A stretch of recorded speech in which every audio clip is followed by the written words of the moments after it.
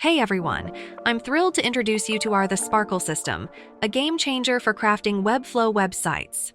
This video aims to clarify the system, streamline your learning curve, and minimize the potential hiccups and challenges you might encounter during development. I've outlined a few key points I'll cover, starting with a broad overview of the system.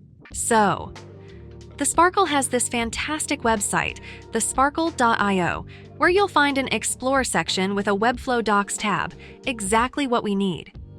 Clicking on this link takes you to the TheSprkl documentation, which I highly recommend diving into before you start working with TheSprkl. It's packed with valuable information across various sections. Let's start with Get Started. What exactly is TheSprkl?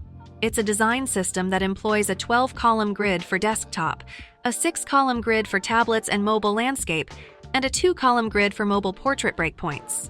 You can delve deeper into this and get a visual representation under the Breakpoints tab.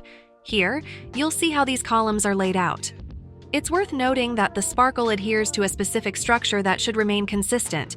Whether you're creating a template or project in Figma or Webflow, there's a defined hierarchy starting with a section, within which lies a wrapper, containing rows, and within those, any number of columns, capped at 12 for desktop. Each of these elements has predefined parameters, which we'll explore through practical examples in Webflow.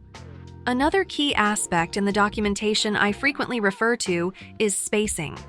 You'll find the spacing scale used by TheSprkl, ranging from 2 to 120 pixels, along with associated spacing classes for margins.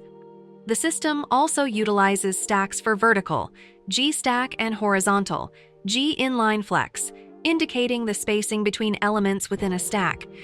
Additionally, you'll find combo classes for sections that define top and bottom margins, ranging from 0 to 168 pixels.